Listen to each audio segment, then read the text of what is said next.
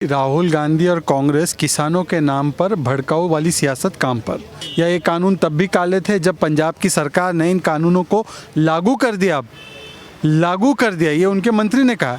तो ये कानून कब काले बने, ये राहुल गांधी उसको ये भी जवाब देना चाहिए। पहले तो गुलाम कौन है वो उनके पार्टी में जो गुलाम नबी आज़ाद है उनसे जाके पूछिए। किसानों के बीच वो गए कितनी बार है और कितने किसान से वो संपर्क कर पाए।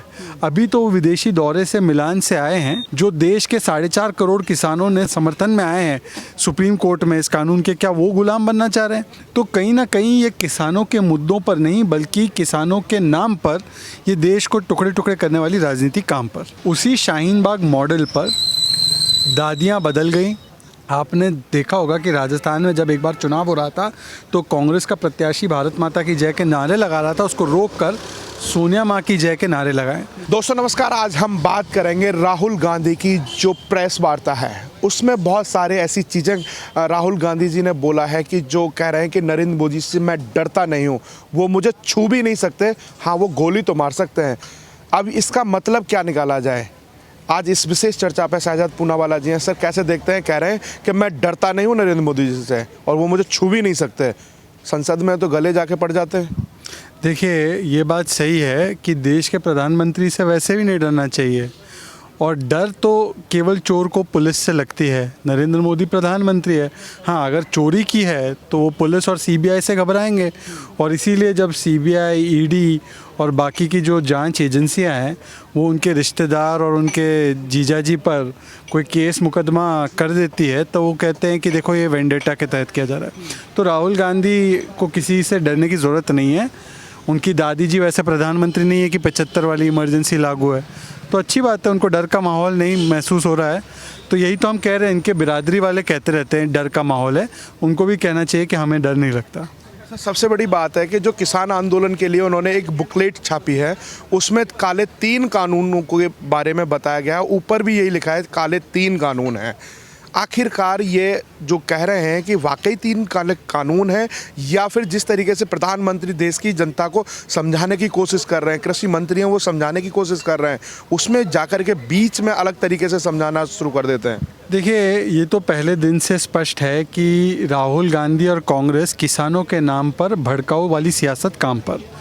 अगर ये कानून काले हैं तो मैं राहुल गांधी जी से पूछना चाहता हूँ, क्या ये काले अभी हुए हैं या ये तब भी काले थे जब 2019 के मैनिफेस्टो में उन्होंने यही बात रखी थी एपीएमसी हटाने की? क्या ये तब भी कानून काले थे जब कॉन्ट्रैक्ट फार्मिंग की शुरुआत भूपेंद्र हुड्डा ने की थी, जब 2010 में भूपेंद्र हुड्डा की कमेटी ने एपीएमसी को ख़त्म करने की बात की थी और कहा था कि मंडी में जो है वो बिचौलिया जो है बहुत तरीके से लूटता है किसानों को? या ये कानून तब भी काले थे जब पंजाब की सरकार ने इन कानूनों को लागू कर दिया?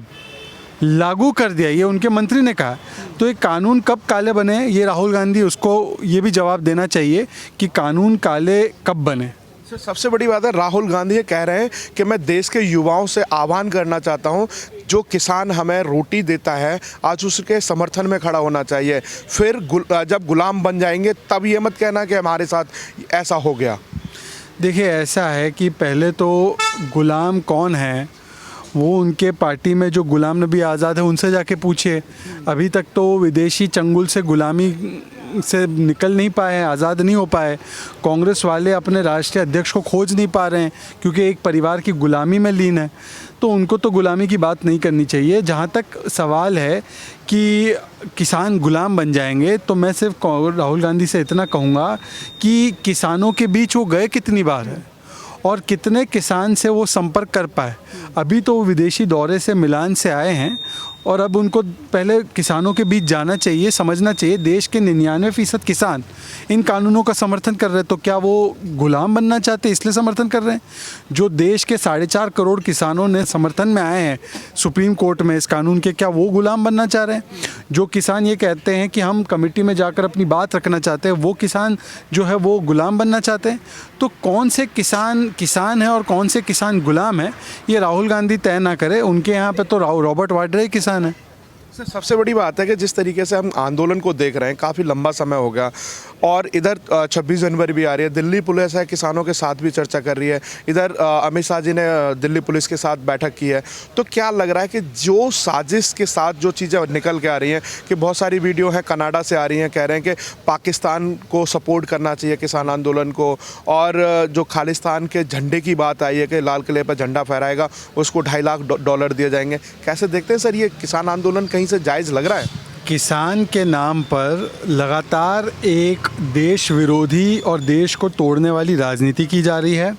और इसीलिए आपने अभी हाल ही में देखा होगा कि एक किसान नेता कांग्रेस से डील कर रहे थे कि मुझे इतने पैसे दे दो, मुझे ये टिकट दे दो और मैं हरियाणा की सरकार आपके लिए घिराऊंगा। और उस नेता को अब वहाँ के किसान गुटों ने अब जब ये बात अखबारों में आई तब उनको हटाया है। पर ऐसे कई सारे राजनीतिक एजेंट अपने राजनीतिक गिद्ध अपने हितों को साधने के लिए किसानों के नाम पर ये लगातार राजनीति कर रहे हैं। कभी वो हिंसा का सहारा लेते हैं करनाल में, कभी वो देश को विभाजन करने वाली ताकतों का सहारा लेते हैं, विदेशी ताकतों का सहारा लेते हैं, और कभी वो उनकी मांग ये होती है कि उमर खालिद और शर्जील इमाम को जो है रिहा किया जाए। कभी उनकी मांग होती है कि ये टेलीकॉम टावर जो लगे हैं वो टेलीकॉम टावर को हटा दिया जाए, तोड़ दिया जाए। तो कहीं ना कहीं ये किसानों के मुद्दों पर नहीं बल्कि किसानों के नाम पर ये देश को टुकड़े टुकड़े करने वाली राजनीति काम पर। वीडियो तो बहुत सारे वायरल हुए हैं, अंदर से भी नरेंद्र मोदी को जी पर आपत्ति है, इमरान खान की जय जयकार करते हैं, इस तरह की चीज़ें निकल के आती हैं। तो क्या लगता है कि ये सीधा सीधा खालिस्तान को सपोर्ट कर रहे हैं? अगर इनको यहाँ पर दिल्ली आने में इनको करीब 300-400 किलोमीटर आना पड़ा होगा, जब खालिस्तान की मांग करनी थी तो ननकाना साहिब की तरफ चल पड़ते। मैं यही कह रहा हूँ ना कि देखिए, दरअसल देश के किसानों में एक भ्रम फैलाकर जैसे शाहीन बाग में एक समुदाय को नागरिकता कानून के नाम पर भड़काया गया, उसमें कौन लोग शामिल थे? उसमें यही टुकड़े टुकड़े लॉबी के लोग शामिल थे। विदेश से पैसा आया और पीएफआई के माध्यम से देश भर में और ख़ासकर दिल्ली में दंगे करवाए गए जिसमें 53 लोग मारे गए। उसी शाहीन बाग मॉडल पर दादियाँ बदल गई। दादियों के बदले अब इन्होंने अपने कुछ ऐसे लोगों को खड़ा कर दिया है। दादियों के बदले बिरयानी के बदले अब वहाँ पर कोई और सेवाएं चल रही हैं। और कुल मिलाकर यही ताकतें जो पहले शाहीन बाग के नाम पर देश में दंगे कराना चाहती थी, वो किसानों के नाम पर देश में ऐसा माहौल पैदा करना चाहती है विदेशी और पाकिस्तानी मदद के सहारे, ताकि देश में आग और हिंसा भड़के और मोदी सरकार का नाम बदनाम करने के लिए देश के टुकड़े हो जाए। सर, सबसे बड़ी बात है कि जो सीएम है सोनिया गांधी जी ने लोकतंत्र बचाओ रैली की थी, उसमें एक नारा दिया था कि सबको रोड पर निकलना होगा। उसके बाद पूरे देश ने देख लिया तमाशा। उसके बाद अब जो राहुल गांधी हैं मिलान से वापस आते हैं, एक प्रेस कॉन्फ्रेंस में काले 3 कानून की बुकलेट छापते हैं और उसमें कहते हैं कि जितने भी ज़मीन हैं उनको 3-4 घरानों को दे दिया जाएगा। ऐसा लगता है कि कहीं ये 3-4 लोग हैं ये 2014 के बाद ही आए हैं हमारे देश में। देखिए, ऐसा है कि सवाल यही है कि जब अंबानी पंजाब के मुख्यमंत्री से मिल रहे थे तब उनको ज़मीनें देने का प्लान था।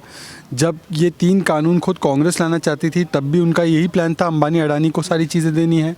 और अंबानी और अडानी कोई 2014 के बाद पैदा नहीं हुए, वो तो पहले से ही उनको लाखों करोड़ों के लोन मिले हैं। तो क्या उस समय की सरकारें अंबानी और अडानी को बनाने में लगी हुई थी?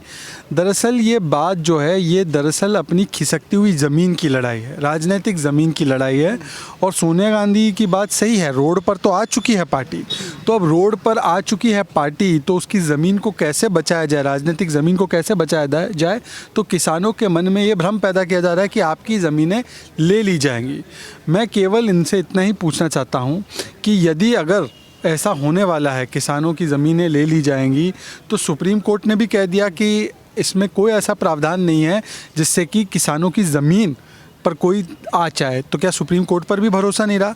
दरअसल ये लोकतंत्र बचाने की लड़ाई नहीं है, ये परिवार तंत्र बचाने की लड़ाई है। और बार बार कांग्रेस पार्टी जब भी परिवार पर खतरे की बात आती है तो उनको लगता है लोकतंत्र पर खतरा आया। चुनाव हारते हैं तो बोलते ईवीएम खराब, चुनाव हारते तो बोलते इलेक्शन कमीशन बिका हुआ है, केस हारते तो बोलते सुप्रीम कोर्ट बिका हुआ है। तो जब जब भी परिवार पर खतरा आता है कांग्रेस उसको लोकतंत्र पर खतरा मानती है। राहुल गांधी हैं 26 जनवरी पे आग में घी डालने का काम कर रहे हैं। जिस तरीके से किसान नेता हैं ट्रैक्टर रैली का आह्वान कर रहे हैं, जगह जगह जा कर के किसानों को आमंत्रण कर रहे हैं, बहुत बड़ा एक पूरा प्रोग्राम किया जा रहा है किसान रैली का। तो क्या लग रहा है कि राहुल गांधी जो प्रेस वार्ता के माध्यम से कह रहे हैं कि आपको गुलाम बना दिया जाएगा, तो ये मैसेज कन्वे करना चाहते हैं? हाँ, मेरे हिसाब से राहुल गांधी तो लोकतंत्र और गणतंत्र दिवस की बात ना करे। जिन लोगों ने इस देश में इमरजेंसी लगाई, जिन लोगों ने देश के संविधान को तहस नहस करने का काम किया, जिन लोगों के रहते हुए लोकतंत्र पर सबसे बड़ा ख़तरा आया, वो लोग तो गणतंत्र दिवस की बात ना करें। और सिर्फ एक ही एक उद्देश्य है कि किसी ना किसी तरीके से किसान बनाम जवान किया जाए, ताकि हमारे देश की राजधानी में जिस तरीके के कैपिटल हिल में आपने दृश्य देखे होंगे, उसी तरीके के दृश्य पैदा हो। ये करने की राहुल गांधी की इच्छा है। इसलिए वो चाहते हैं कि अपने परिवार की ज़मीन बचाने के लिए किसानों के नाम पर वो आग लगाना चाह रहे हैं। राहुल गांधी कह रहे हैं कि मेरे से ज़्यादा कोई कट्टर देशभक्त नहीं हो सकता, मैं किसानों का समर्थन खुल के कर रहा हूँ। अगर राहुल गांधी इतने कट्टर देशभक्त हैं तो कभी आपने राहुल गांधी के मुख से सुना है कि वो भारत माता की जय बोले हैं? आपने देखा होगा कि राजस्थान में जब एक बार चुनाव हो रहा था तो कांग्रेस का प्रत्याशी भारत माता की जय के नारे लगा रहा था, उसको रोककर सोनिया माँ की जय के नारे लगाए। तो परिवार को देश और देश को परिवार मानने वाले जो लोग हैं, जिन्होंने इंडिया इज़ इंदिरा और इंदिरा इज़ इंडिया कहा था, वो लोग कम से कम अपने आप को ये सुनिश्चित कर ले कि देशभक्ति और परिवार भक्ति में बहुत अलग अंतर होता है। परिवार के भक्त कभी देश के भक्त नहीं हो सकते। देश को परिवार से ऊपर माने राहुल गांधी, तब तो वो देशभक्त बन पाएंगे।